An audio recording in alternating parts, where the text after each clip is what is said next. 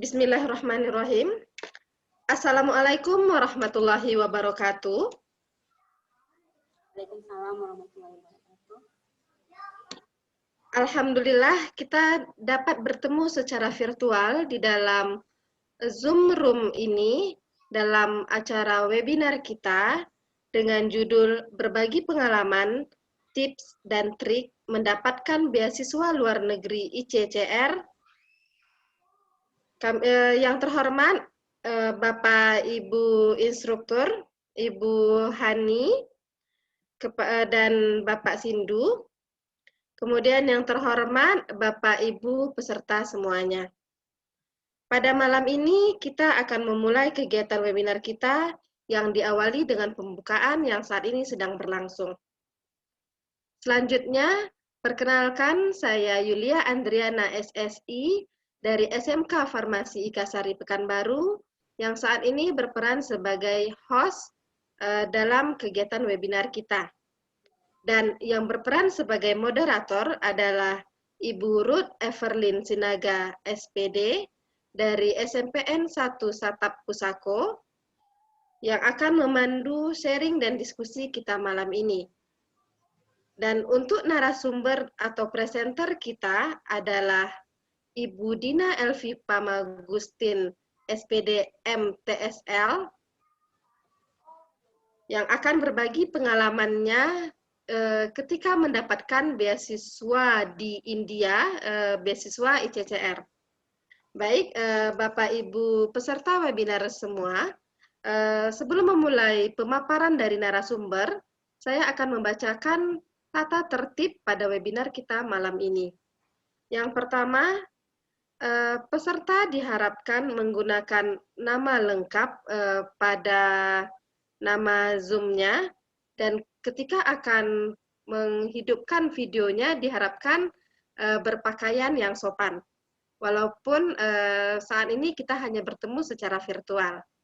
Kemudian yang kedua, peserta diharapkan tidak mengaktifkan mikrofon selama pemaparan berlangsung, kecuali ketika sesi tanya jawab ingin bertanya. Yang ketiga, link presensi akan saya share nanti di kolom chat pada saat sesi tanya jawab sedang berlangsung. Yang keempat, ketika pemaparan sedang berlangsung, peserta dapat bertanya kepada narasumber melalui kolom chat. Selanjutnya, peserta diharapkan tidak menyela atau memotong presentasi dan bertanya hanya ketika sesi tanya jawab sedang berlangsung. Baik, selanjutnya kegiatan ini akan saya alihkan kepada Ibu Moderator, kepada Ibu Ruth, saya persilahkan.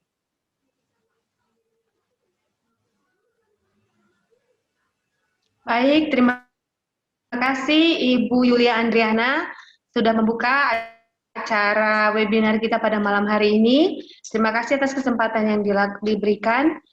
Terima kasih juga kami ucapkan kepada Bapak Ibu yang sudah hadir dalam room ini untuk menghadiri webinar kita pada malam hari ini. Kami berharap untuk tetap setia di room ini sampai pada penghujung acara nanti. Pada malam hari ini kita akan membahas suatu materi yang sangat dinanti-nantikan oleh para guru, bahkan juga mungkin kadang-kadang ada siswa yang akan melanjutkan pendidikannya ke luar negeri. Materinya sangat menarik, jadi kita akan bersama-sama berbagi dan belajar berbagi pengalaman dari Ibu narasumber kita, yaitu Ibu Dina Elvi Pamagustin, MATF. TSL. Nah, beliau sudah mendapatkan beasiswa dari luar negeri, jadi kita akan bertanya, mungkin nanti banyak pertanyaan silakan nanti di kolom chat atau silakan di sesi tanya jawab. Baik Bapak Ibu semuanya, tata tertib sudah dibacakan oleh tuan rumah acara ini, Ibu Yulia. Saatnya saya juga akan memberikan sedikit gambaran dari narasumber kita malam hari ini, yaitu Ibu Dina Elvi Pamagustin, MATFL. Kalau saya tidak salah ya, beliau adalah kelahiran Solo, tanggal 19 Agustus tahun 1984. Saat ini beliau bertugas sebagai guru di SMK Negeri 1 Rengat. Beliau juga merupakan penerima beasiswa ICCR tahun 2018. Jadi akan banyak pengalaman-pengalaman yang di-share dan informasi-informasi yang berguna bagi kita semuanya. Jadi silakan Bapak Ibu sekalian mungkin snack atau makanan ringannya boleh disediakan sambil kita menerima informasi dari presenter kita yang hari ini sudah siap dan semangat. Kayaknya sudah tampil. Kita sapa dulu ini Ibu narasumber kita. Selamat malam Ibu Dina. Malam Ibu Ruth, apa kabar? Wah, sehat, selamat malam. Wah, sepertinya sudah tidak sabar lagi untuk memberikan materinya, menyampaikan materinya malam hari ini ya. Sudah siap, sedia?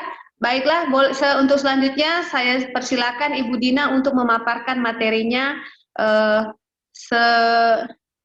Mungkin ya nanti waktunya kalau saya bisa mengingatkan waktunya atau nanti kalau ada masalah saya akan memandu presentasi kita malam hari ini. Silakan Ibu Dina, saya persilakan. Baik, terima kasih Ibu Ruth. Salam sejahtera bagi kita semua. Terima kasih kepada para peserta dan para instruktur yang telah hadir pada malam hari ini untuk menghadiri webinar yang saya sebagai narasumber tentang pengalaman saya serta tips dan trik memperoleh beasiswa ICCR.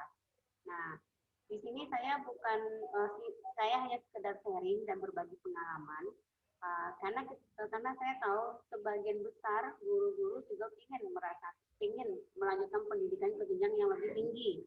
Namun terkadang terkendala mereka tidak tahu info-info beasiswa mana yang bisa dengan mudah didapatkan. Nah, di sini saya akan memberikan gambaran dan berdasarkan pengalaman saya pribadi bagaimana saya mempersiapkan dan memperoleh beasiswa ICCR dari pemerintah India. Untuk itu saya coba share screen.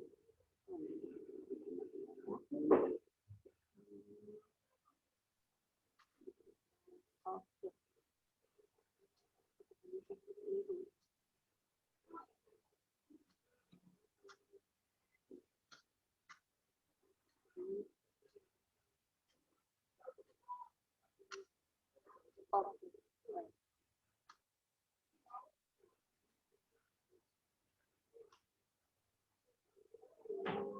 Bentar dulu Ibu.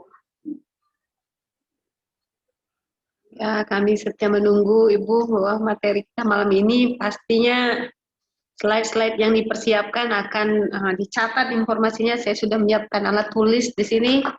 Siapa tahu nanti materi-materinya ini saya perlukan, pastinya akan saya perlukan dan nanti juga bermanfaat bagi kita semuanya.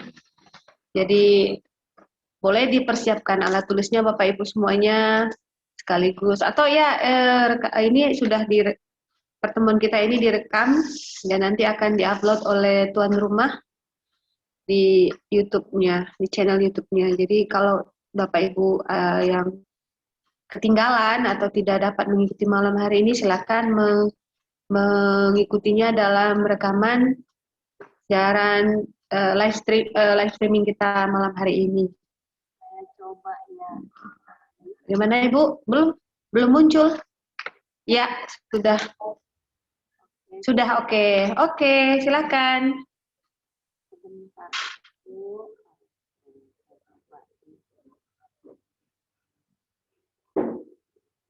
Ini apakah sudah nampak, Ibu? Sudah, Bu. Sudah jelas, Ibu. Oh, nggak bisa.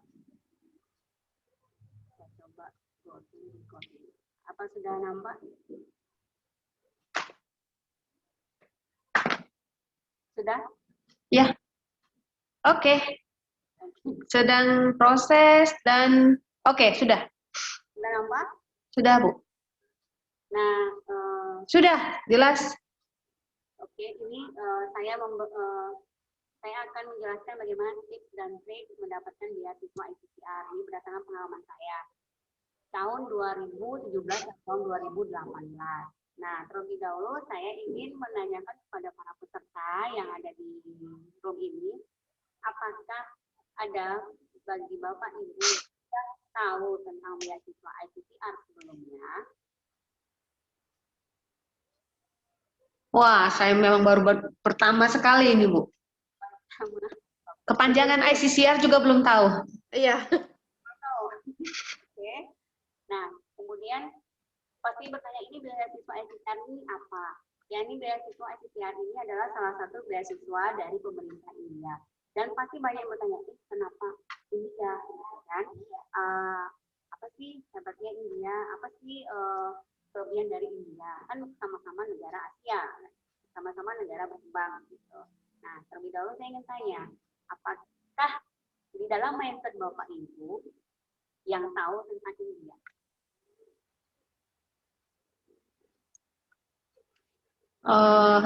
Ya itu ada di gambarnya, Bu. Kami taunya itu tari India biasanya menggunakan sari, pakaian gimana sih ngomong sari? Sari. Ya. Film India. Yang paling terkenal itulah Bollywood. Iya, Bollywood, industri filmnya. Ya, benar. Nah, yang saya tahu sebagian besar mindset orang kalau ketika mendengar nama India itu adalah Bollywood. Tahu kan? Karisma Kapoor, Kareena Kapoor. Tapi India itu bukan hanya Bollywood, tapi kita itu lebih dari itu yang bisa kita gali. Dan India itu sesuatu negara yang sangat unik dari segi budaya, pendidikan, culture, dan semua beragam dan semua akar agama-agama yang ada di dunia ini berasal dari India. Nah, di situ. Dan saya memang dari dulu memang penggemar India. Karena mendiang ayah saya adalah seorang yang sangat suka dengan India dan budayanya. Jadi saya sudah terbiasa dari kecil mendengarkan lagu-lagu India. Oleh karena itu saya juga dari dulu tertarik. Dan saya dalam mindset saya ingin suatu saat pergi ke India. Walau dengan apapun, walau melalui pendidikan ataupun melalui seni. Dan alhamdulillah terwujud 5 tahun yang lalu, gitu ya Bapak Ibu. Nah, sekilas balik, saya mendapatkan beasiswa ini ada 2 kali. Pertama, waktu itu saya mendapatkan short course. Itu 3 bulan dari pemerintah India juga. Dan waktu itu hanya 3 bulan ya kita bertemulah dengan orang dari berbagai negara untuk mempelajari budaya, mempelajari juga bahasa Inggris karena kita berkomunikasi pure bahasa Inggris saat itu. Nah, 3 tahun kemudian saya kembali karena saya sudah tahu bagaimana sistem pendidikannya yang memang seperti pendidikan di Eropa karena mereka ini bekas jajahan Inggris ya, dan sistem pendidikannya itu mengimitasi dari pemerintah Inggris begitu. Jadi ya sama sistem pendidikannya menggunakan NCERT begitu. Nanti kalau saya punya waktu lebih saya akan jelaskan. Nah, topik kita malam hari ini saya sudah buat outline-nya, yaitu saya akan menjelaskan apa itu ICCR, kemudian mengapa harus mendaftar beasiswa ICCR, kemudian cakupan beasiswa ICCR apa saja, kemudian langkah-langkah persiapannya dan persyaratan mendaftar beasiswa ICCR itu sendiri. Kemudian persyaratan yang harus dilengkapi, kemudian tips-tips mendapatkan beasiswa ICCR. Yang pertama, saya akan menjelaskan apa itu ICCR. Di sini saya jelaskan ICCR itu merupakan akronim dari Indian Council for Cultural Relations, yang merupakan salah satu badan milik negara India dalam bidang kebudayaan dan didirikan oleh mantan Menteri Pendidikan India, almarhum Bapak Maulana Abdul Kalam Azad pada tahun 1920, dan nama beliau juga diabadikan pada salah satu universitas yang ada di India, tepatnya di tempat saya kuliah di di kota tempat saya kuliah itu Hyderabad. Nah, beliau inilah yang mempelopori karena bagi beliau, ya beliau ingin menggunakan bidang pendidikan dan kebudayaan sebagai salah satu meningkatkan hubungan bilateral antar beberapa negara, ya, termasuk Indonesia yang juga melakukan hubungan bilateral dengan India. Begitu juga dengan mahasiswa India juga ada yang kuliah ke Indonesia, yaitu dalam program Dharma Siswa, yaitu mempelajari bahasa Indonesia. Jadi istilahnya untuk saling tukar gitu. Kemudian bagi mahasiswa Indonesia pada umumnya itu mendapat slot setiap tahunnya untuk kuliah di India itu adalah 22 orang. Itu mencakup mahasiswa S1, mahasiswa S2, dan mahasiswa S3. Dan kebetulan pada tahun saya itu berapa orang yang lulus? Itu yang lulus sedikit dari dari slot yang ada. Mungkin karena setelah pemerintah itu menyeleksi berkas, kemudian hasil wawancara, hasil tes, mungkin tidak banyak yang lulus, tidak banyak yang memenuhi syarat untuk lulus. Makanya waktu itu yang lulus pada zaman saya itu S2 hanya 10 orang. Kemudian S1 5 orang. S3 itu ada 3 orang, jadi hanya 18 orang. Sebetulnya ada 2 orang yang lulus, tapi mereka tidak ambil. Karena ada kendala satu, ibu tersebut lagi dalam keadaan hamil dan tidak diizinkan oleh keluarga. Yang satu lagi tidak ada kabar berita. Jadi begitu. Nah, jadi itulah yang seputar ICCR. Jadi menurut saya beasiswa ICCR ini adalah beasiswa yang proses seleksinya paling mudah dan paling tidak terlalu ribet dibandingkan beasiswa LPDP, dibandingkan beasiswa Australian Award gitu. Nah, mengapa mendaftar beasiswa ICCR? Yaitu beasiswa ICCR itu menerapkan beragam skim pendaftaran. Jadi ICCR itu ada juga cabang-cabangnya, yaitu kemudian untuk negara Afghanistan ada juga namanya. Jadi paling banyak mahasiswa yang kuliah di India itu adalah mahasiswa dari negara Afghanistan. Karena slot mereka itu tiap tahun itu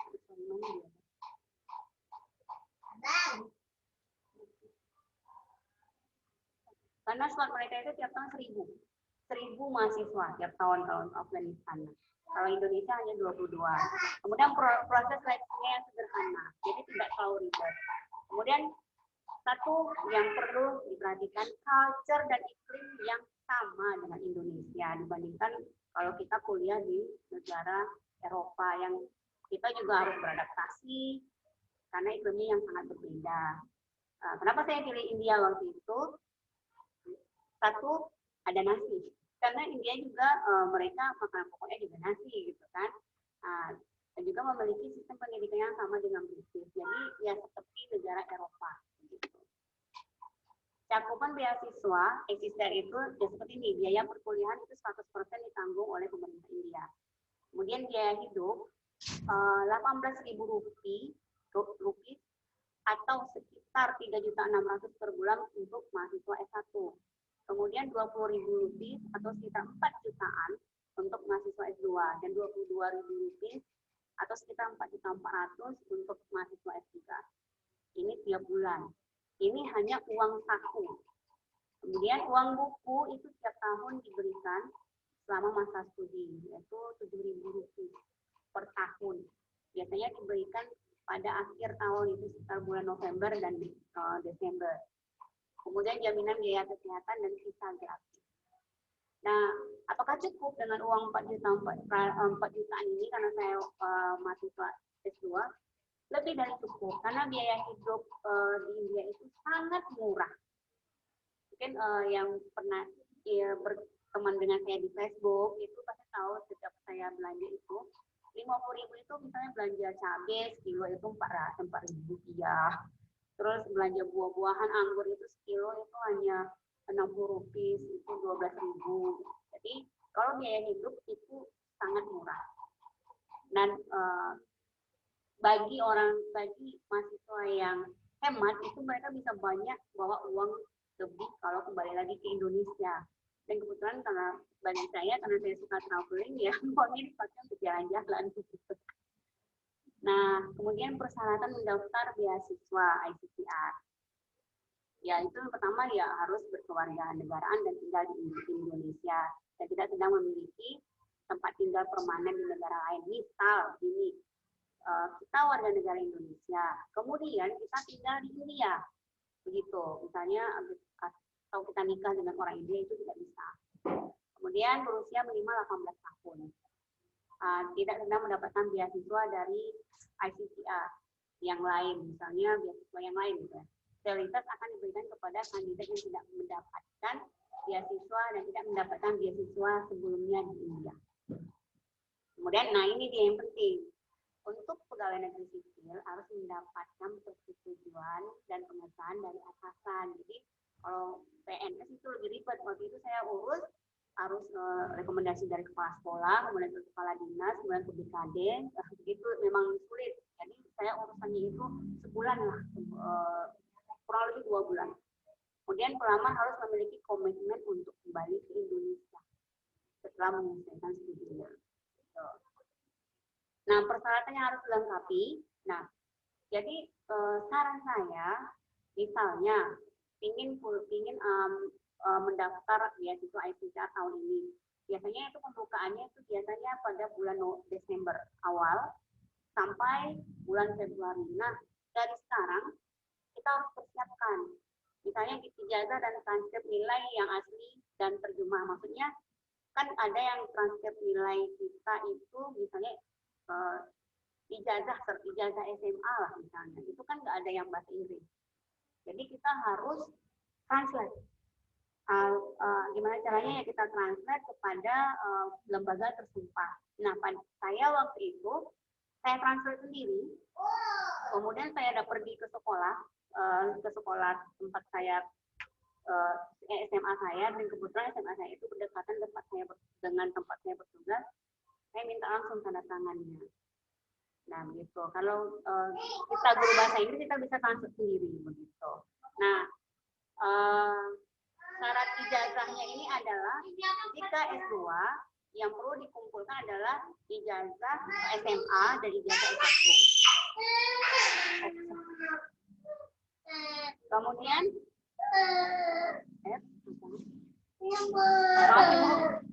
Kemudian kalau S2, kalau mau ambil S3, ya ijazah yang dikumpulkan itu ijazah S1 dan S2. Gitu seterusnya. Kemudian melampirkan CV terbaru.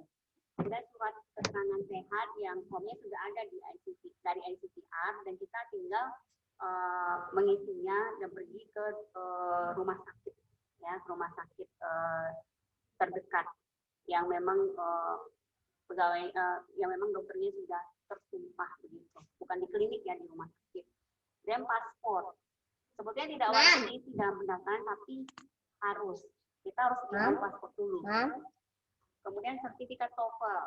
Nah, bagi yang tidak ambil jurusan bahasa Inggris, sertifikat TOEFL-nya itu minimal 500. Kalau dia jurusan bahasa Inggris itu harus lebih dari 500. Gitu. Untuk pelamar program S3, postdoktoral, itu biasanya melampirkan sinopsis proposal penelitian. Kemudian untuk pelamar misalnya bidang seni, mereka harus melampirkan video atau audio rekaman penampilannya dalam perform. Kemudian surat rekomendasi. Nah, surat rekomendasi ini ada 2. Jadi saya waktu itu minta surat rekomendasi dari kepala sekolah yang memang tahu dengan kita. Misalnya saya menyatakan bahwa ini adalah anak buah saya, rekan saya kerja, dan beliau adalah memang sangat berkomitmen begini. Itu surat rekomendasi dari kepala sekolah. Kemudian yang kedua, bisa minta surat rekomendasi dari mantan dosen kita S1 dulu. Begitu. Nanti contoh surat rekomendasinya nanti saya akan lampirkan dan saya akan share Kemudian motivation letter. Itu adalah motivasi kita untuk kuliah di sana apa. Ya, perlu sesuatu yang benar-benar menunjukkan jati diri kita sendiri dan tidak mencontoh orang lainnya apa adanya. Jadi waktu itu motivation letter saya bilang ya karena saya memang ingin belajar di India dari dulu dan saya memasukkan motivasi personal saya karena saya ingin waktu itu saya ingin ingin mewujudkan impian mendiang ayah saya sebelum meninggal untuk melanjutkan pendidikan S2 di India.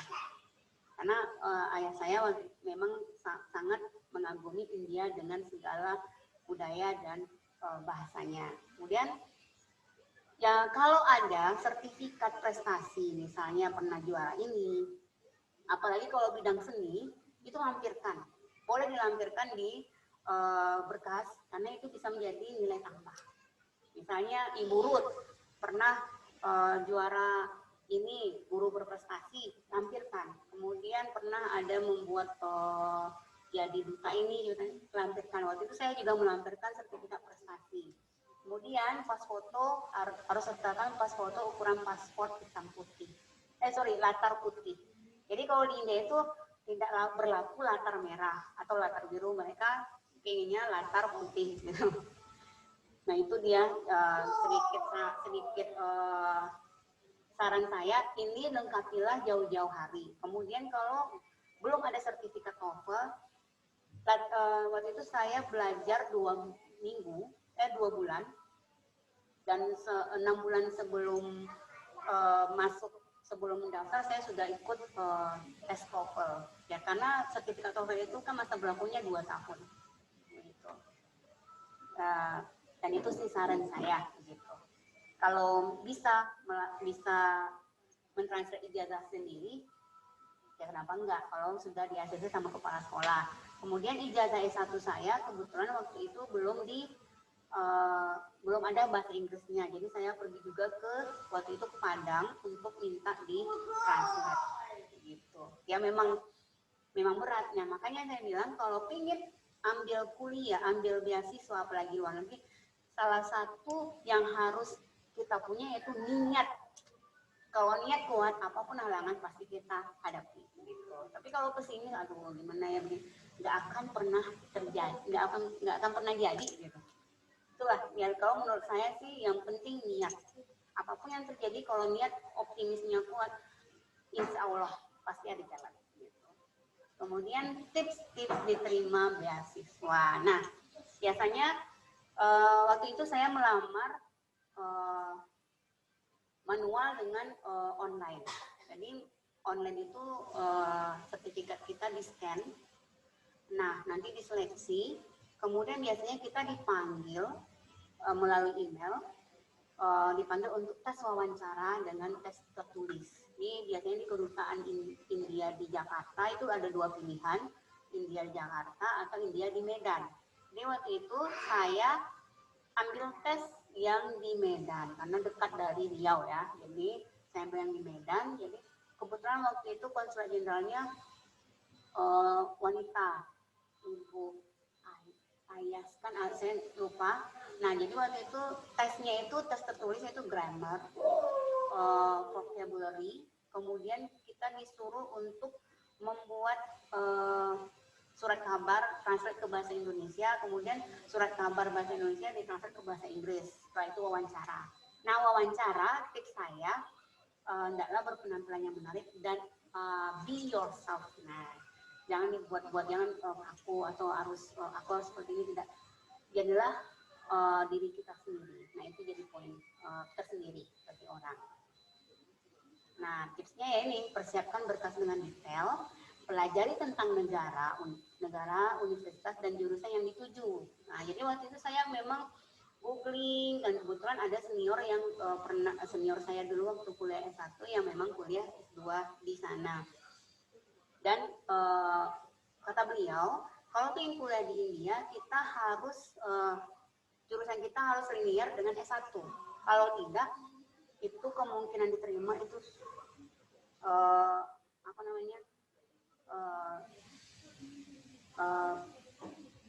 90% tidak akan diterima gitu. Kemudian pelajari bahasa asingnya, kemudian tes bahasa asing seperti saya bilang dari awal. Kemudian perhatikan penampilan, itu biasanya digunakan untuk wawancara.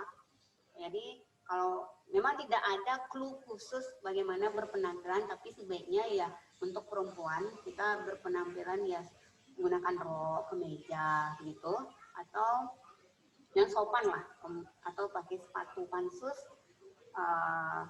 Ya diperlukan juga make up sedikit atau lipstick atau apa, yang penting penampilan kita itu menarik dan tapi tidak terlalu menor gitu. Kemudian setelah itu ya banyak-banyak berdoa. Apakah kita diterima atau tidak, berdoa semoga apa yang kita usahakan ini diterima.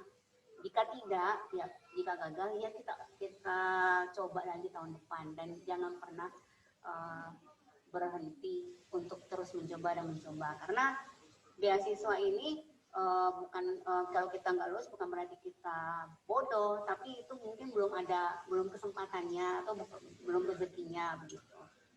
Nah, demikian yang bisa saya sampaikan tentang bagaimana tips-tipsnya. Setelah ini saya akan menjelaskan seperti apa contoh-contoh surat recommendation letternya, surat gimana mentransfer ijazahnya ya, seperti itu. Nah, ini adalah link pendaftaran dan kampus ACCR.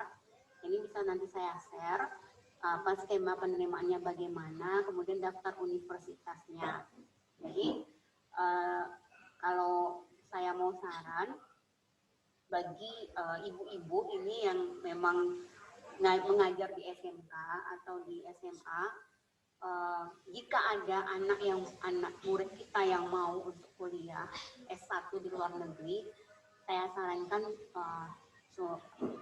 rekomendasikanlah ICCR, karena ICCR ini memberikan beasiswa untuk S1 itu dengan proses seleksi yang lebih mudah dibandingkan negara lain. Misalnya ijazahnya belum ada, misalnya ya ijazahnya belum ada, bisa kita translate rapor dari semester 1 sampai semester 5, tapi memang ribet.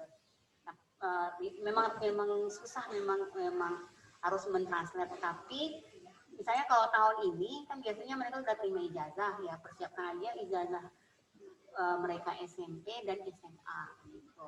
Dan pilihlah jurusan. Kalau yang ngetren di India itu adalah IT India itu memang luar biasa. Kemudian segi kedokterannya juga luar biasa. Nah, itu yang saya lihat menonjol di India.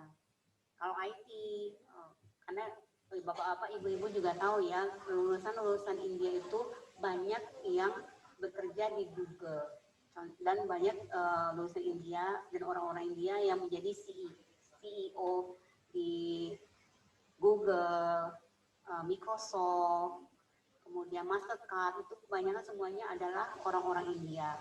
Nah, jadi saran saya ini adalah salah satu beasiswa yang tidak terlalu ribet persyaratannya, tetapi bukan murahan, karena kuliah di sini juga sangat bergengsi.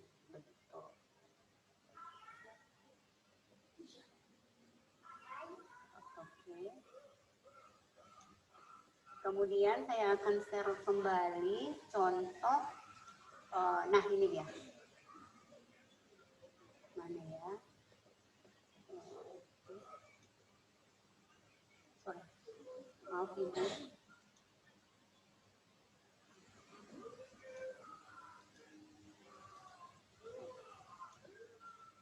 Nah.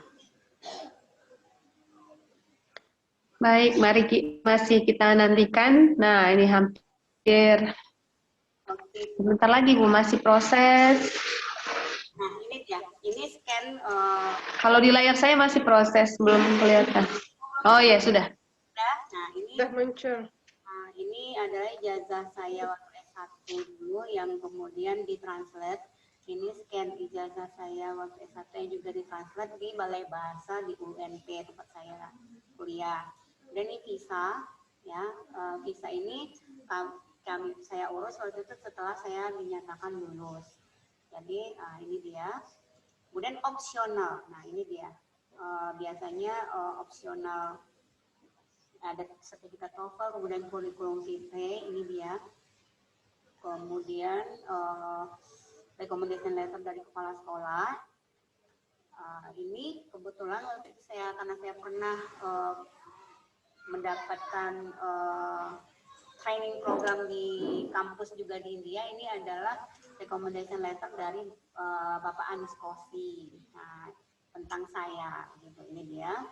Dan recommendation letter dari Kepala Dinas Riau, Provinsi Riau. Kemudian ini saya sertakan juga, saya mendapatkan beasiswa International Training Program dan piagam juara 1 guru berprestasi Kabupaten Inhu, sertifikat apa yang ada boleh dilampirkan, karena pemerintah India itu sangat mengapresiasi, apalagi ada nilai tambahnya bila Bapak Ibu mempunyai kelebihan di bidang seni dan budaya dan seni dan olahraga, itu mereka sangat mengapresiasi. Nah ini contoh surat keterangan sehat. Ya, jadi waktu itu saya juga dikasih dokter nih 2014 saya pernah preeklamsi, jadi jelaskan gitu kan, karena kalau preeklamsi ini tidak boleh di cuaca yang sangat panas.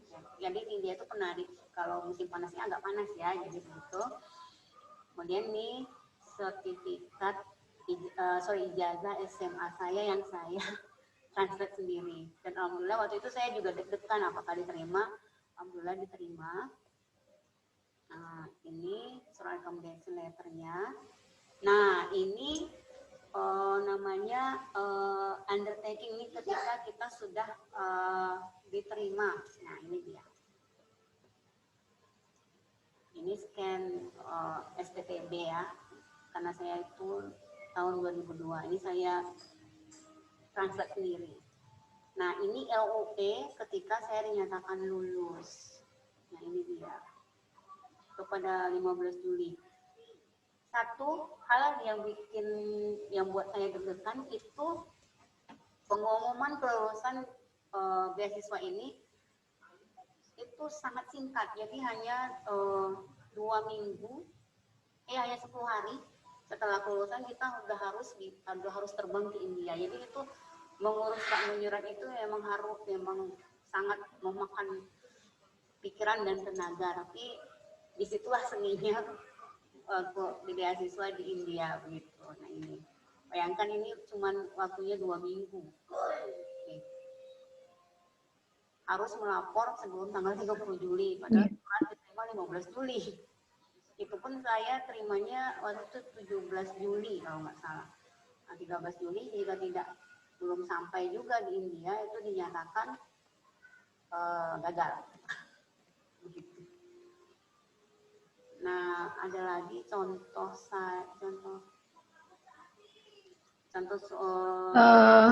maaf Ibu Dina. Ibu Dina, maaf saya potong sedikit. Itu kita tadi yang share screen-nya kita cuman bisa lihat yang dari tadi cuman TOEFL ITP saja. Yang lain Ibu Dina tadi share itu belum kelihatan di layar. Kami belum bisa lihat ya, seperti tadi kayak recommendation letter, seperti ijazah. Sekarang share screen-nya tidak ada, belum ada. Itu ya Bu, coba saya coba lagi. Ini sudah? Ini sedang proses di layar saya, sedang proses. Saya pikir tadi juga karena layar iya ini baru kelihatan, sudah kelihatan Ibu. Ya. Nah ini apa Ibu? Tadi nggak kelihatan, yang ini tadi nggak muncul. Ini surat ketika. Saya pikir tadi karena internet saya nggak stabil, saya pikir hanya layar saya. Iya lanjut Bu. Ini pertama ya, ini ijazah yang sudah ditranslate di Balai Bahasa. Oh. Ya, di Balai Bahasa ini Okay. Nah, ini memang dari kampus dan sudah tersumpah ya. Kemudian opsionalnya ini saya lakukan. Ini kan semua di scan ya, dikirim online. Nah ini ATP, apa recommendation letter itu dari kepala sekolah saya waktu itu, Bapak Dimirwan. Kemudian ini dari salah satu dosen tempat saya ya, kebetulan di kampus yang sama tempat saya mendapatkan beasiswa training program selama 3 bulan. Ini dari Kepala Dinas Provinsi Riau, dan ini sertifikat pendukung gitu. Dan ini semua saya lampirkan. Apa lagi? Nah ini scan sertifikat surat keterangan sehat ya. Kalau di India itu sertifikat itu namanya surat. Gitu. Nah ini keterangan sehat dari dokter rumah sakit. Gitu. Nah ini adalah ijazah yang saya transfer sendiri, bukan sama lembaga tersumpah, karena waktu itu saya mikir di Rengat ini kan kota kecil ya Ibu ya, bingung mau cari lembaga tersumpah yang mana gitu.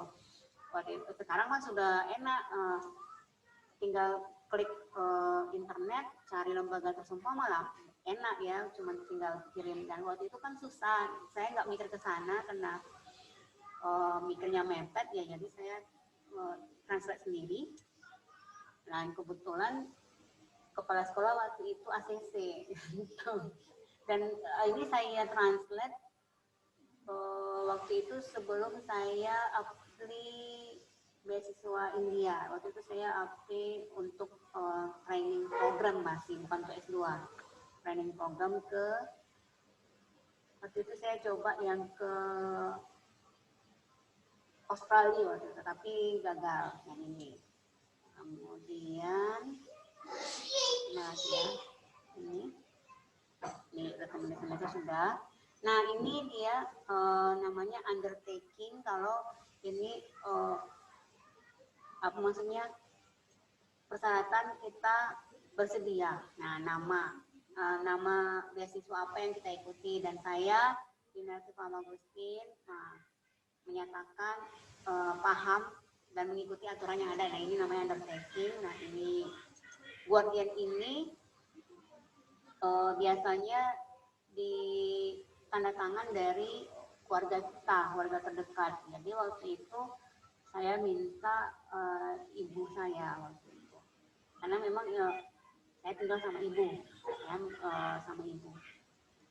Nah ini scan, ini translate ijazah SMA juga, yaitu nilai. Aduh, nilai saya jelek banget. Nah ini dia. Ini letter of allowance, ini LOA. Jadi ketika sudah lulus, ini dikirim di email. Ini sesudah lulus, sesudah tes wawancara, sesudah tes tulis, ini dikirimkan. Nah ini dia.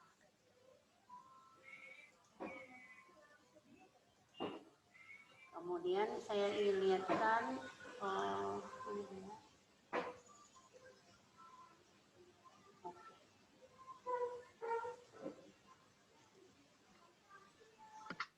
Nah, ini Ibu. Apakah nampak?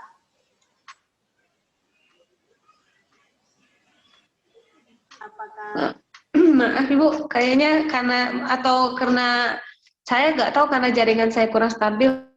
ya?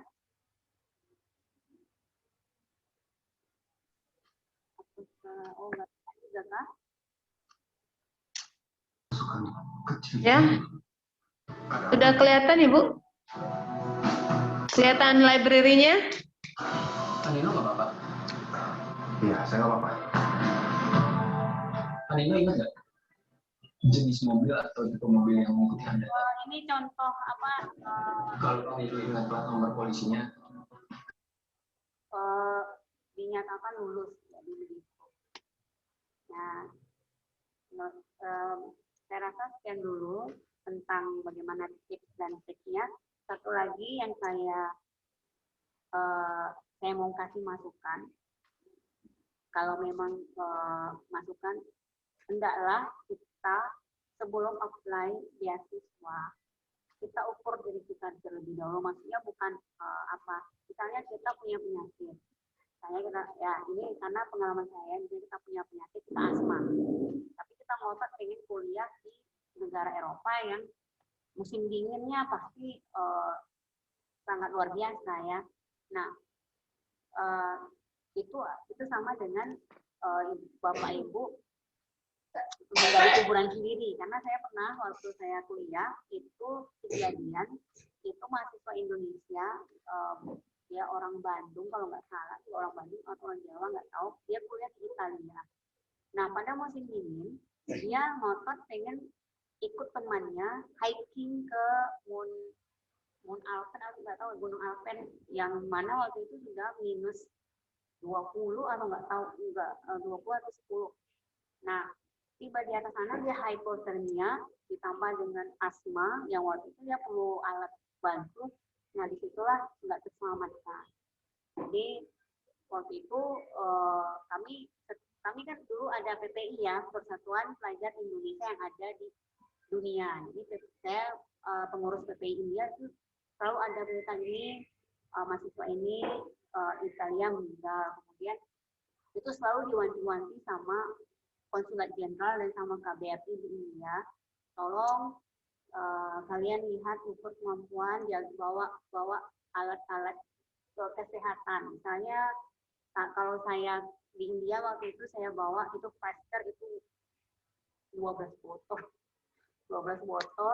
kemudian minyak kayu putih itu saya bawa itu, kemudian antangin itu semua senjata lah bagi kami mahasiswa di Indonesia, karena antangin, plaster, minyak kayu putih itu nggak ada di India kan waktu itu dia. Nah, dan satu lagi, carilah beasiswa yang tidak terlalu ribet dalam pengurusan berkas-berkasnya. Jadi ini salah satu beasiswa yang menurut saya berkasnya, peraturannya juga simpel. Nah, karena sekarang beasiswa di India ini sudah banyak peminatnya, jadi tiap tahun itu sudah banyak peminatnya, dan menurut wacana beasiswa India ini yang setiap ini akan berkolaborasi dengan Dikti juga. Kalau dengan Dikti pastilah urusannya lebih ribet lagi ya Ibu. Gitu. Jadi sekian dulu tentang pengalaman saya mendapatkan beasiswa.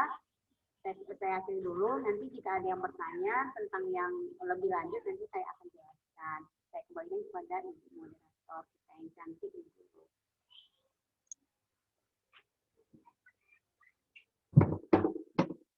Baik, terima kasih Ibu. Saya pun masih meraba-raba ini karena mohon maaf sinyal saya jelek sekali, saya sering terlempar keluar. Banyak informasi yang saya terlewatkan. Saya meraba-raba. Ini sudah selesai presentasinya Bu. Sudah.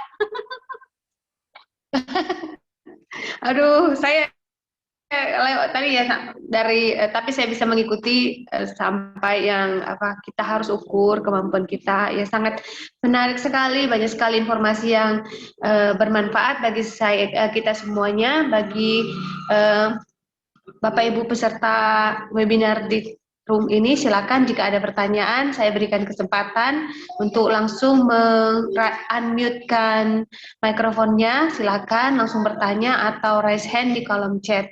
Dan saya juga mengingatkan untuk mengisi daftar presensi.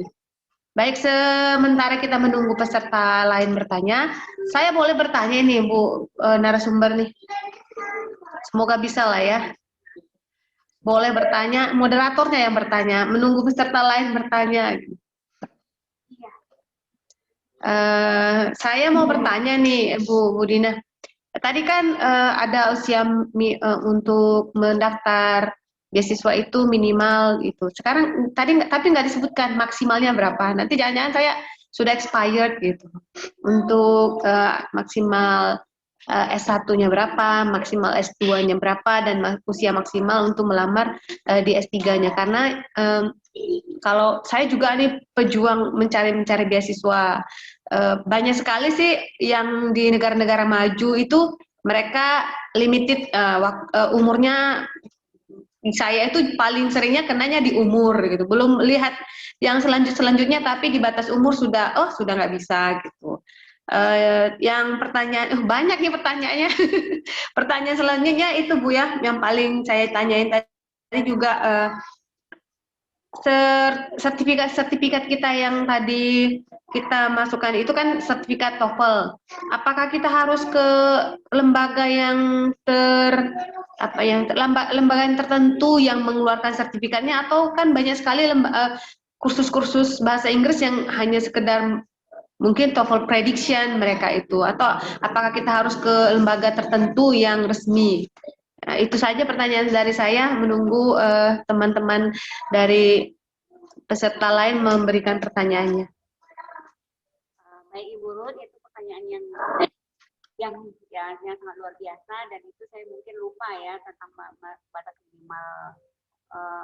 batas maksimal kita bisa mendaftar. Jadi seperti itu, pada zaman saya itu batas maksimal jika kita ingin kuliah S2 itu kalau mahasiswa asing itu 40 tahun.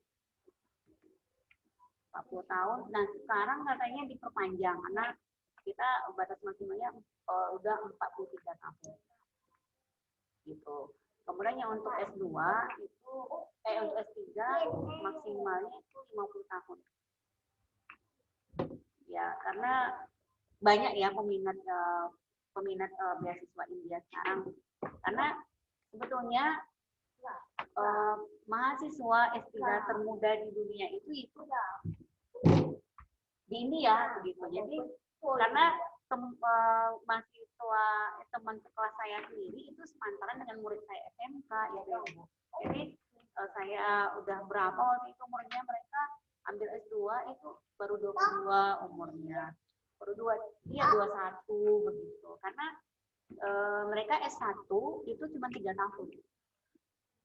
3 tahun, dan biasanya mereka langsung lanjut S2. Sesudah S2 itu kebanyakan ini teman saya yang S2 ini udah lanjut lagi. Gitu. Ini umur 24 udah S3. Udah mulai S3. Nah, jadi kalau saya sarankan waktu itu S1 di India itu 3 tahun dan tidak skripsi, yang ada project. Jadi mereka magang setahun itu di universitas, di perusahaan, dan itu dia membuat laporan. Karena ya sistem pendidikan di British kan begitu, mereka tidak kuliah, tidak bikin skripsi, tapi mereka magang pada suatu perusahaan dan mereka akan membuat studi kasus sendiri. Itu lebih hampir sama aja susahnya dengan bikin skripsi ya gitu. Begitu. Dan kemudian tadi pertanyaan yang kedua apa ya Ibu? Saya lupa.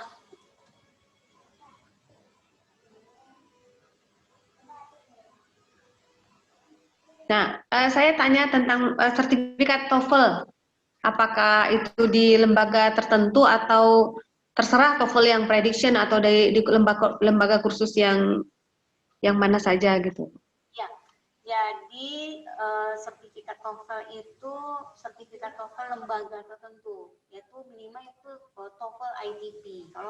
Kalau prediction yang ada di kampus-kampus itu mereka tidak terima, karena itu pengalaman dulu senior saya waktu itu, dan kebetulan kampus saya itu ketat. Memang kampus saya itu memang pencetak pengajar yang ada di India, karena memang ya sama kayak IKIP-nya India begitu. Nah, beliau sudah lulus, karena di situ kan dia lampirkan TOEFL-nya berapa. Nah, setelah dilihat TOEFL-nya itu bukan TOEFL ITP. Dan memang ada tergantung kampusnya ya. Kalau kampus saya itu memang ketat masalah seperti itu. Dan ITP itu hampir dan dia tidak terima. Itu senior saya cerita itu nggak terima, temannya bingung kan, itu udah sampai di India kampus nggak terima karena ini kenapa TOEFL-nya ini gitu.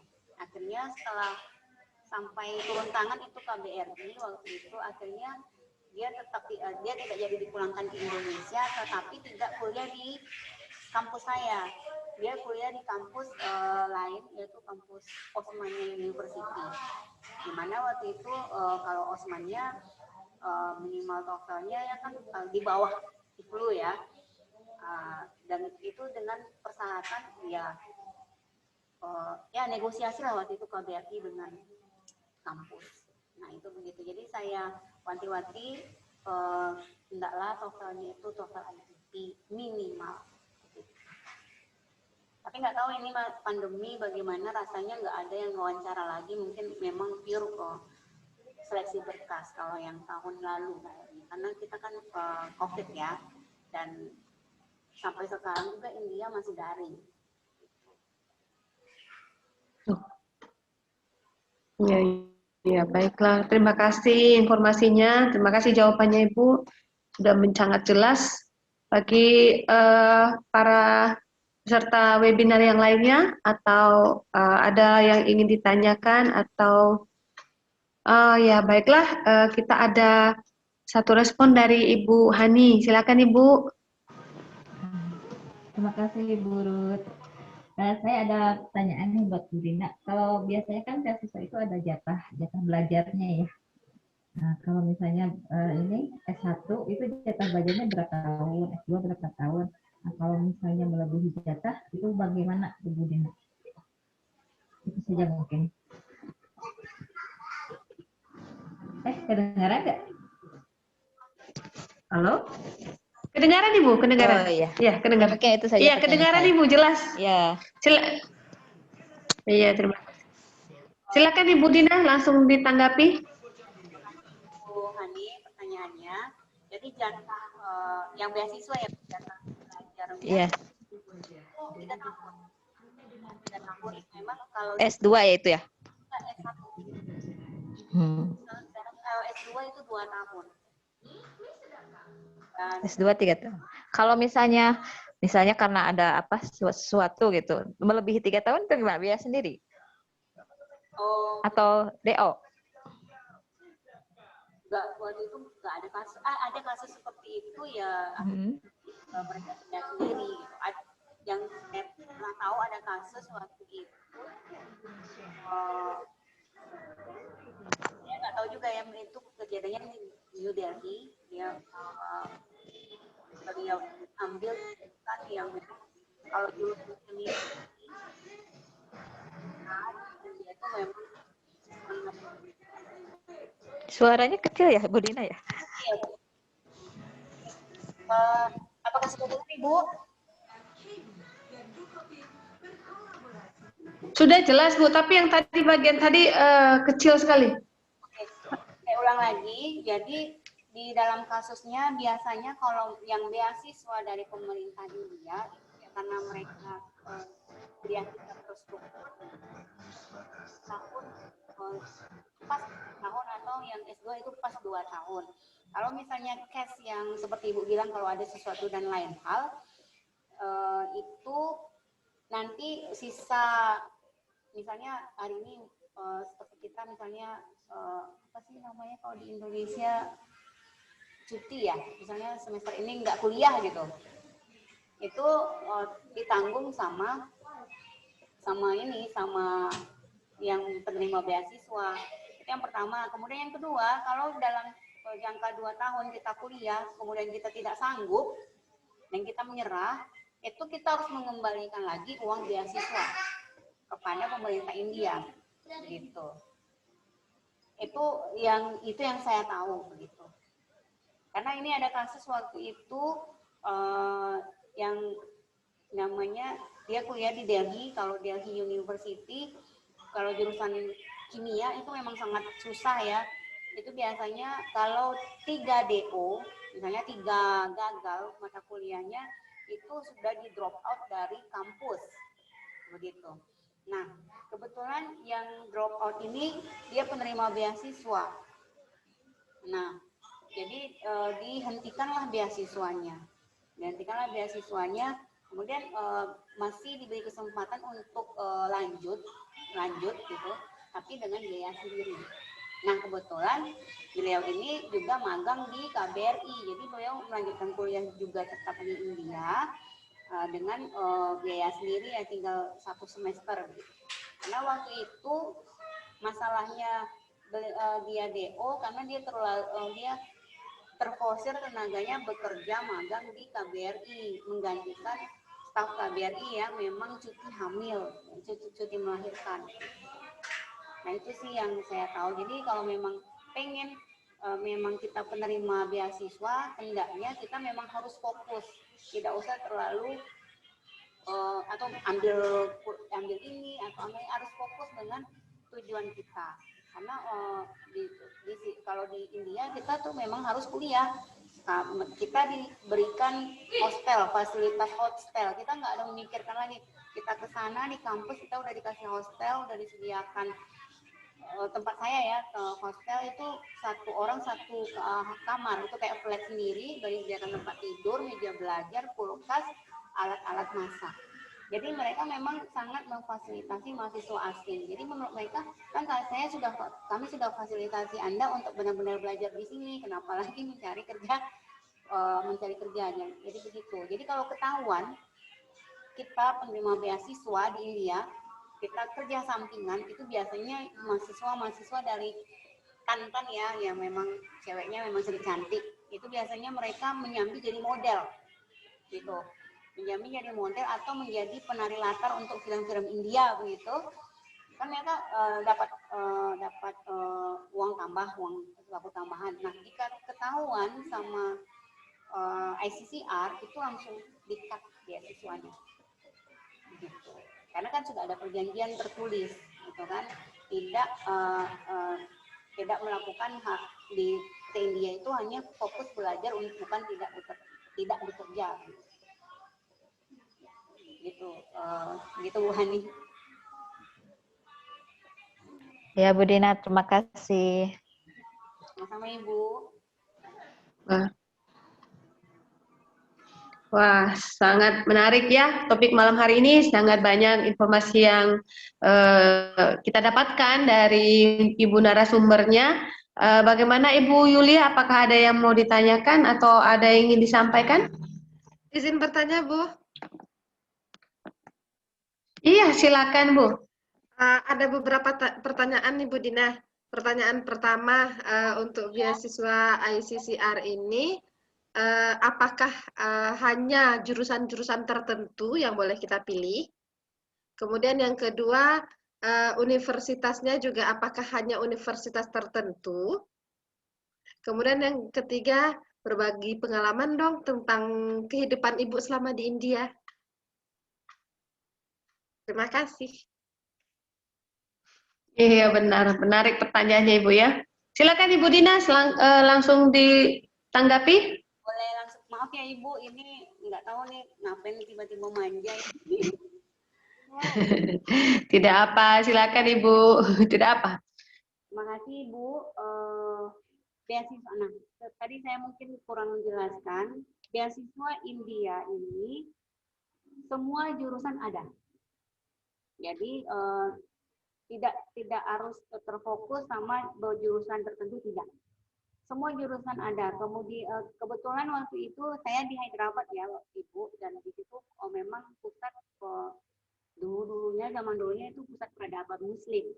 Nah, jadi di situ ada kampus Osmania University, Maulana Kalam Azad, yaitu nama mantan Perdana Menteri India. Itu ada jurusan yang tentang syariah Islam. Jadi mahasiswa dari Afghanistan, mahasiswa dari Yaman, Indonesia juga ada melanjutkan S3-nya tentang pendidikan sejarah Islam atau syariah Islam juga ada di situ. Teologi juga ada, semua jurusan ada. Nah, kalau ICCR ini memang hanya list universitas itu adalah universitas negeri atau Central University, bukan universitas swasta. Gitu. Jadi di situ ada, nanti saya kirim linknya tentang universitas apa saja yang ada, itu biasanya universitas negeri. Nah, universitas negeri di India itu udah udah lumayan bagus karena pemerintahnya sangat concern dengan pendidikan di India. Nah, dengan buku-buku, mungkin yang pernah mungkin nggak ada yang tahu. Nah, India ini masalah buku itu mereka pemerintahnya memang sangat membantu tentang apa namanya distribusi buku. Kalau di Indonesia kan buku paket itu mahal ya Ibu ya. Di India itu buku paket terbitan Cambridge, Oxford itu sangat-sangat murah dan sangat terjangkau, itu di bawah 100.000 dan kualitasnya bagus. Nah, dan biaya hidup di India ya seperti saya bilang itu murah. Saya karena kebetulan saya penerima beasiswa, tetapi banyak mahasiswa Indonesia yang kuliah di India itu self finance, biaya sendiri. Itu biasanya kebanyakan yang dari Medan, kemudian dari dari Bandung juga ada, dari Jogja juga ada. Dan rata-rata mereka yang dari Medan, kan Medan itu terkenal ya, ada kampung keling ya Ibu ya, maksudnya komunitas India. Itu rata-rata mereka anak-anak itu yang S1 di India itu self finance karena biaya kuliah di sana itu sangat murah dan biaya hidup juga murah gitu. Nah, biasanya di Aligarh Muslim University mereka kuliah. Ada juga yang S2 kuliah juga biayanya juga murah. Kalau nggak salah 6 juta itu 6 jutaan itu 1 tahun biaya kuliah. Semesterannya, Bu? Ya. Kalau nggak salah ya seperti itu. Karena biayanya memang murah di sana, biaya. Ya, jadi sempat orang bertanya itu kenapa murah? Nah, karena India itu tidak pernah ada utang luar negeri, jadi mata uangnya stabil gitu.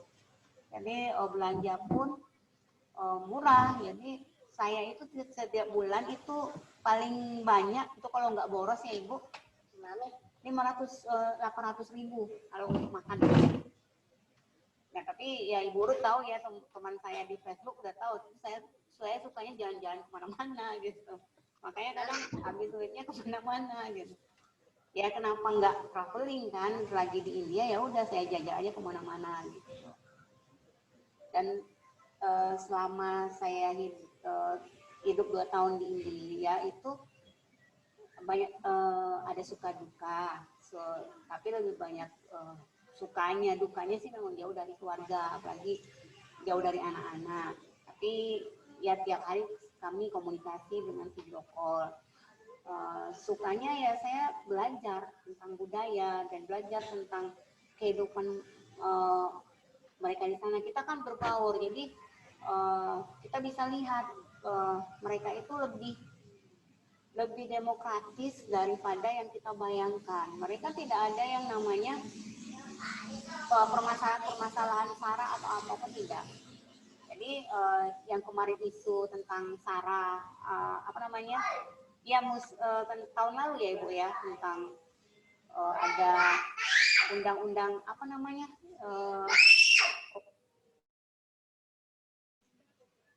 undang isu yang mengatakan orang Hindu membunuh orang Islam. Islam itu sebetulnya hanya permasalahan politik, bukan masyarakatnya. Dan kemudian yang menyerang itu adalah partisipan politik dari India ya, sama lah dengan kita ya. Di Indonesia itu kejadian di Papua kan heboh juga di luar negeri, itu sampai juga saya ditanya waktu itu. Nah itu sama seperti itu kejadiannya. Dan yang protes-protes itu, yang demo tentang supaya tidak diberlakukan undang-undang itu, undang-undang yang memang merugikan orang Muslim, itu malah kebanyakan orang Hindu sendiri, orang Kristen gitu. Mereka itu sangat hidupnya rukun Ibu, hidup rukun. Mereka protes, kenapa saudara kami yang Muslim didiskriminasi, apa bedanya? Kami kan kami sama-sama India, satu India begitu. Jadi tidak ada permasalahan agama itu karena masyarakatnya, tidak. Itu murni gara-gara masalah politik. Dan yang sangat berkesan saya waktu di India itu adalah saya juga rata-rata mahasiswa Indonesia di India bukan hanya harus kuliah aja, tapi kita minimal harus bisa jadi duta budaya. Jadi waktu itu saya ada kesempatan untuk mempromosikan budaya Indonesia melalui tari. Jadi waktu itu saya nggak sengaja, kami berempat ini yang lulus, 4 orang yang lulus di kampus yang sama, dan kita cewek semua. Jadi waktu itu Konsulat Jenderal Indonesia di Mumbai lagi mencari penari untuk acara resepsi diplomatik. Nah kebetulan Bapak itu nanya, ini mahasiswa Indonesia ada nggak yang bisa nari? Jadi waktu itu kita bilang kalau kita bisa aja, saya juga pernah belajar nari dulu gitu kan, udah lama ya. Nah jadi Bapak itu ya udah kalian berempat ya udah nari. Jadi kita dikasih waktu cuma 2 minggu untuk nari ini, nari apa gitu kan. Jadi teman-teman ya udah modal nekat aja, nggak apa-apa. Lagian kami ke sana kan dibayarkan, dipesan tiket pesawatnya, ya tinggal tampil aja gitu kan. Akhirnya 2 minggu itu kita cari tarkus, kita belajar tarian ya. Ibu-ibu itu bilang jangan tari Bali lagi ya. Kebetulan senior kami waktu itu adalah orang dari Bali, jadi mereka tampilin tari Bali. Tari apa? Jadi waktu itu yang pertama saya ingat ya udah, karena saya dari Sumatera, kita dari Lampung, tapi aslinya mereka Sunda, ya udah kita cari tari Sumatera aja. Akhirnya terbesit ya udah kita tari piring yang menarik gitu. Jadi waktu itu kami nari piring di hadapan diplomat yang di luar negeri itu, dan mereka kagum itu piring kenapa nggak bisa jatuh gitu kan waktu itu. Dan yang tahun keduanya kami juga diundang untuk tampil nari. Tahun itu kami mengangkat budaya Papua waktu itu, tari Sajojo. Dan kebetulan kami rekrutlah teman-teman kami yang laki-laki, jadi kami bertujuh tampil nari Sajojo yang kayak begini. Dan mereka lebih suka tarian-tarian yang seperti itu, yang unik. Jadi kami tampil nari Sajojo itu paling rekor, itu 9 kali tampil waktu itu. Dan yang terakhir 2020 itu kami tampil juga kolaborasi tari Sunda sama tari Minang sama Melayu begitu. Waktu itu saya waktu itu merasakan kenapa kita kan kuliah.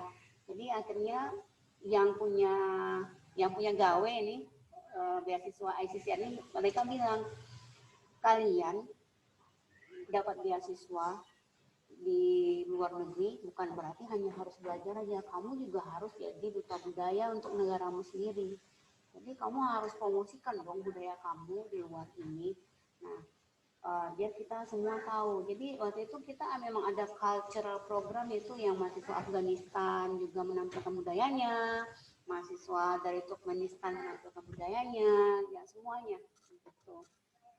Tapi rata-rata kalau Afghanistan kan karena negaranya ketat, yang hanya tampil nari itu laki-laki semua. Jadi yang biasanya yang narinya campur itu yang cewek cowok itu biasanya orang Indonesia, orang Turkmenistan. Ya bukan ya kita menghargai perbedaan. Kenapa kalau negara ini nggak boleh wanitanya tampil di depan umum, ya karena memang budayanya. Kemudian negara ini nggak bisa, ya mereka saling menghargai, bukan berarti kamu cewek. Karena saya waktu itu tanya kenapa sih nggak boleh tampil nih yang wanitanya. Jadi kata orang Afghanistan ini tanpa merendahkan kita ya waktu itu, maaf ya, ini bukan berarti saya menganggap rendah kalian, tapi kalau di negara saya kalau wanita itu tidak boleh tampil di depan umum. Karena kalau wanita yang tampil di depan umum itu sama dengan wanita panggilan. Aku minta maaf sekali, bukan berarti merendahkan kalian kayak gitu mereka ya, karena memang mindset di negara mereka seperti itu. Jadi tapi aku apresiasi budaya kalian seperti itu ya, kita terima aja. Kalau yang dari Somalia juga mereka tampil. Ya Somalia itu kan juga negara muslim juga ya, Afrika yang muslim. Jadi disitulah kita belajar, berbagi share tentang budaya. Itu sih pengalaman yang tidak akan pernah saya lupakan, karena tentang berita-berita hoax itu saya belajar di situ. Jangan terlalu percaya kepada media sosial apapun, karena kenyataannya tidak seperti itu. Karena kadang media sosial, media apa ya, news itu mempropaganda sehingga kita menjadi berpikiran negatif tentang segala hal. Jadi setelah saya ada di situ, ternyata nggak semuanya berita-berita miring tentang India itu seperti itu, atau berita miring tentang negara-negara lain itu seperti itu. Karena saya juga waktu itu pertama datang ke India, yang mereka tahu Indonesia apa ya Bapak Ibu? Dari Indonesia ya, oh negara teroris. Oh negara teroris, oh iya kan sering ada bom gitu kan, apa yang mereka pikirkan itu Indonesia itu negara teroris. Jadi saya bilang, kok bisa negara teroris? Bahkan iya, sering pemboman di situ, yang itu Nurdin M-Top itu dari dulu. Artinya saya bilang, oh kami bukan seperti itu kan hanya oknum. Jadi dari situlah kita mencoba meluruskan negara kita nggak seperti itu. Nah seperti itulah yang kita memandang negara lain yang bilang seperti negara Cina itu jahat, seperti ini nggak boleh. Tapi kenyataannya tidak seperti itu. Ada yang perlu diluruskan gitu. Nah jadi waktu itu yang paling berkesan itu dibilang, kalian negara teroris kan gitu. Karena Indonesia udah mikir negara teroris gitu. Saya bilang, kenapa bilang negara kita teroris gitu? Ya kan kalian itu negara yang itu kalau nggak muslim ngebom gitu kan. Nah itu kan andil media luar yang sengaja memperkeruh keadaan. Dan yang sebenarnya kan tidak seperti itu kita. Jadi pengalamannya seperti itu, suka dukanya ada, tapi lebih banyak sukanya. Dan menurut saya memang prinsipnya, jika ingin tahu sesuatu, keluarlah dari zona nyaman. Kalau ingin merasakan hidup, keluarlah dari zona nyaman dan kamu akan belajar. Jadi setiap apa yang saya rasakan di India itu saya tidak mau mengatakan ih jelek, tapi saya ambil inilah pelajaran hidup. Apa yang buruk yang pernah terjadi di India, bagi saya itu merupakan pelajaran hidup, dan semua yang pernah saya alami itu adalah pembelajaran bagi saya untuk menjadi lebih baik. Jadi saya tidak pernah bilang India seperti ini, tidak. Saya ambil segi positif. Dari India itu saya mengambil sisi positifnya, mereka orangnya pekerja keras. Kemudian yang kedua, mereka itu orangnya sangat respect kepada orang lain. Itu yang saya sangat kagum. Mereka tidak pernah yang namanya, bagi kita dan saya sendiri itu sebagai pembelajaran juga bagi saya pribadi, untuk menjadi lebih baik. Kita dulu biasanya tuh suka bergurau ya Ibu, dan saya mencoba mengurangi itu. Kan kita suka bergurau, yang kita rasa bergurau itu terkadang menyakiti orang lain. Contohnya saja bergurau, kamu gendutan, kamu kurus ya, kok tambah hitam. Itu kan sebetulnya body shaming. Nah di situ di India tuh saya belajar orang-orang itu tidak pernah memberikan apresiasi yang negatif. Apapun itu, misalnya walaupun saya merasa memang saya agak gendutan misalnya, kamu cantik dengan baju itu. Atau misalnya teman saya yang orang Afrika, ya saya bilang itu dia pakai baju kuning terang gitu kan, kalau kita di sini udah habis lah ya. Kamu cerah kali pakai baju itu, kamu memberi energi positif. Mereka tidak pernah ada memberi kata-kata hujatan, karena di pemerintah mereka itu sangat memberi sanksi berat bagi orang yang melakukan bullying. Mereka sangat menghargai, bagi mereka setiap makhluk hidup yang ada di dunia ini diciptakan Tuhan dengan sempurna dan dengan alasan tertentu. Jadi kalau ada yang pincang itu mereka tidak pernah dengan kamu pincang, nggak pernah. Mereka menganggap semuanya orang yang sama derajat dan normal. Karena saya juga pernah punya, ya beliau almarhum sekarang, dia pegawai TU, dan ya pegawai TU lah bagi kita ya, kalau di sini dia itu cacat. maaf dia cacat, matanya buta sebelah, tapi masih dipekerjakan. Jadi di India itu tidak ada, dan itu kayak jadi PR bagi kita kalau misalnya kita juga memberikan kesempatan yang sama bagi orang disabilitas gitu.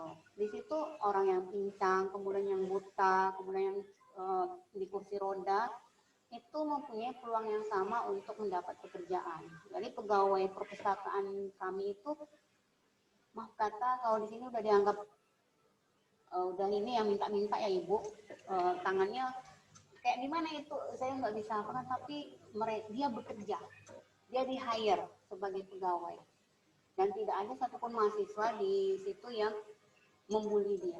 Jadi kalau misalnya kita mau ngambil, mau minjam buku, dia itu harus manjat dulu gitu, karena dia berjalan pakai dua tangan sama kaki gitu. Nah begitu. Jadi di situ saya belajar, saya belajar untuk lebih baik lagi, karena saya juga seperti ibu-ibu pada umumnya kadang suka gosip juga, kadang suka bullying, membuli secara tidak langsung gitu. Dan ya banyak sih pengalaman yang saya dapatkan dari sana gitu. Dan banyak juga waktu itu yang nanya, India jorok ya kan, karena itu ada YouTube yang tentang India, tentang orang-orang India seperti itu.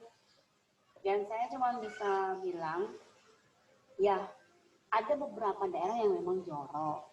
Ya sama seperti di Indonesia gitu. Di Indonesia kan ada juga daerah kumuh. Kebetulan waktu itu yang di up itu kan yang daerah-daerah kumuh gitu. Nah daerah-daerah ini juga banyak gitu. Ya kita ambil aja segi positifnya. Gitu. Kita nggak bisa kalau hanya melihat dari YouTube atau hanya seminggu saja di India, terus kita bisa ngelihat India itu jahat, India itu begini, nggak bisa. Cobalah kita hidup minimal 1 tahun di situ, baru kita rasakan bagaimana orang-orang di sana menghadapi hidup. Mereka sangat tough kalau menghadapi hidup. Orang susah sekalipun mereka tidak akan pernah minta-minta. Mereka berusaha berdiri dengan kakinya sendiri. Kalau di sana orang susah yang susah banget Bu, orang kaya kali, orang susah kali. Saya kadang mikir walaupun kita di Indonesia susah, tapi minimal masih punya rumah ya. Tapi kalau mereka memang tidak punya rumah sama sekali. Begitu memang tinggalnya di jalan gitu. Tapi mereka tidak pernah sekali punya minta-minta. Ya sama lah kayak di Indonesia kan ada juga ya yang tinggal di bawah kolong jembatan. Ya kita nggak bisa menjudge karena penduduk mereka pun juga lebih besar dari kita, 2,6 miliar ya, nomor 2 terbesar. Dan mereka masih mau memberikan beasiswa bagi orang asing gitu. Ya itu ya apa yang saya apresiasi dari India. Begitu. Aduh, panjangan saya cerita. Saya rasa udah cukup dulu. Boleh satu lagi, Bu. Yulia penasaran dengan sari. Sari ya, Ibu. Jadi karena di belakang itu foto Budina pakai sari, jadi Yulia penasaran, sari itu memang hanya kain panjang, terus kita makainya memang dililit, atau bawahannya itu rok? Oh gitu. Itu kain panjang memang, itu 7 meter. 7 meter, tapi orang mikirnya itu di dalam itu ada yang namanya rok juga, rok kayak kita pakai rok dalam gitu Ibu, tapi diikat. Nanti kan supaya nggak melorot, nah itu diikat, jadi itu dililitkan, dikaitkan di rok tersebut. Kemudian bajunya, ini kebetulan sari, saya memang suka sari. Bajunya itu saya minta sama tukang jahitnya tolong dipanjangkan karena saya pakai jilbab. Kan kalau biasanya mereka kan segini ya, sedada gitu.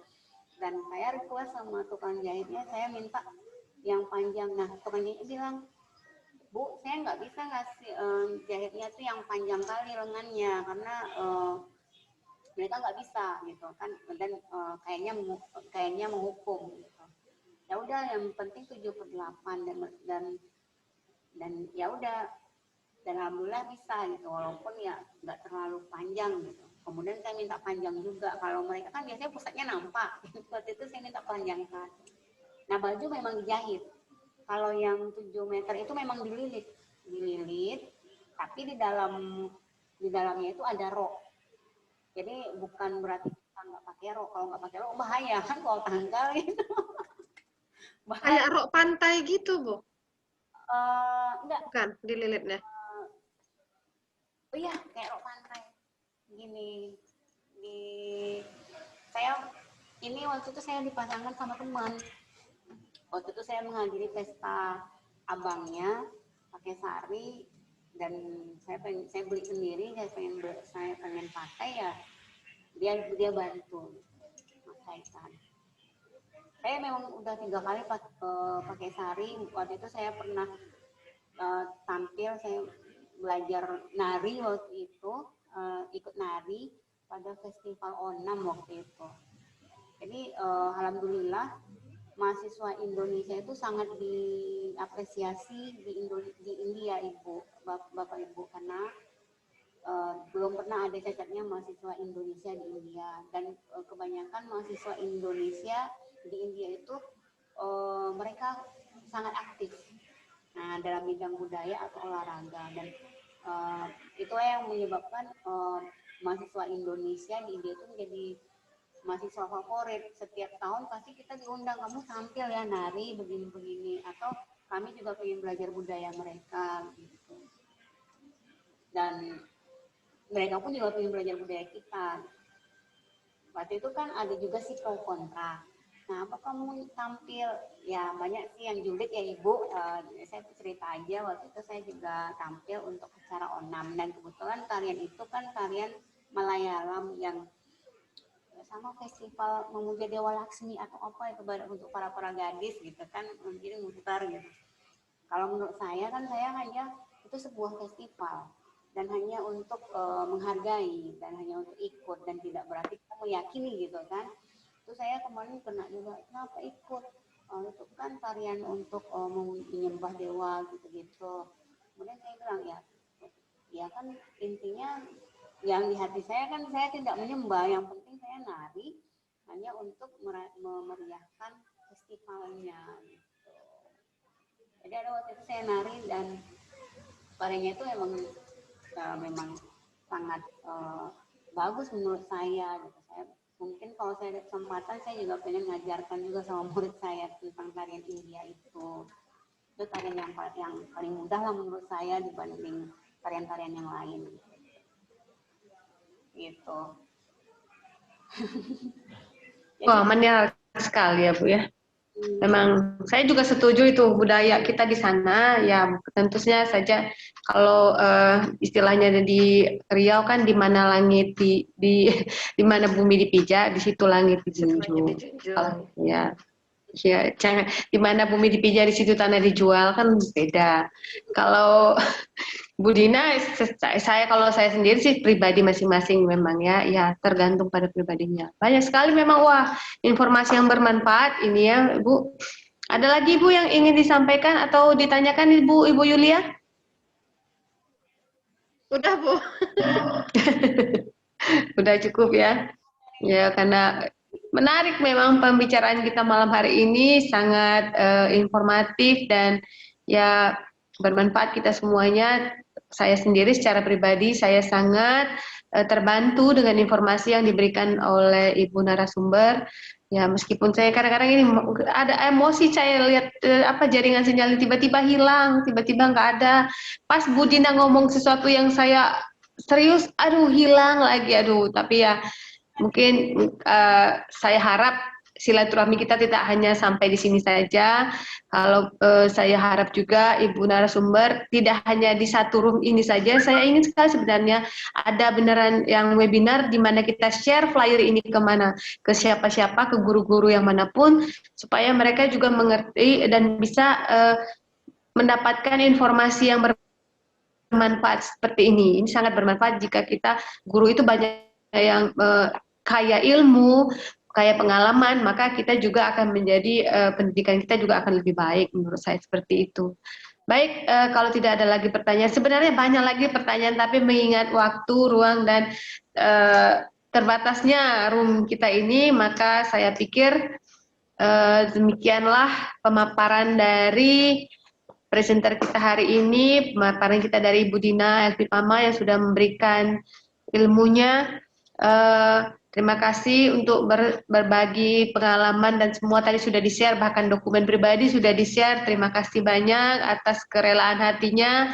Dan saya juga mengingatkan kembali untuk tidak lupa mengisi daftar atau presensi daftar hadir kita di webinar malam hari ini. Terima kasih atas perhatian Bapak Ibu semuanya. Saya kembalikan kepada tuan rumah acara kita malam hari ini yang menyediakan room. Saya silakan kepada Ibu Yulia Andriana. Silakan Ibu Yulia. Terima kasih Ibu Ruth yang sudah memandu sharing seru kita malam ini. Dan terima kasih juga ke Ibu Dina yang sudah berbagi pengalamannya, berbagi pengetahuannya. Jadi di sini kita mendapatkan info baru tentang beasiswa, kemudian info baru tentang gimana sih ternyata India itu, gimana kebudayaannya, dan sebagainya. Dan karena sudah larut malam juga, berhubung sesi tanya jawab kita juga sudah selesai, jadi webinar kita malam ini saya sudahi sampai di sini. Kita bertemu kembali pada webinar berikutnya, insya Allah. Dengan mengucapkan Alhamdulillahirabbil alamin, saya tutup webinar ini. Wassalamualaikum warahmatullahi wabarakatuh. Waalaikumsalam warahmatullahi wabarakatuh. Alhamdulillah selesai ya, Bu. Panjangan.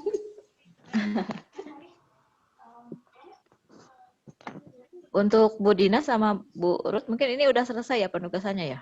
Ini akhir ya? Iya. Nah, tapi mungkin untuk Ibu Yulia masih ada ya, Bu?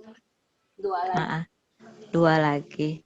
Mungkin nanti bisa dibantu sama Bu Ruth sama Bu Dina ya untuk presentasi Bu Yulia.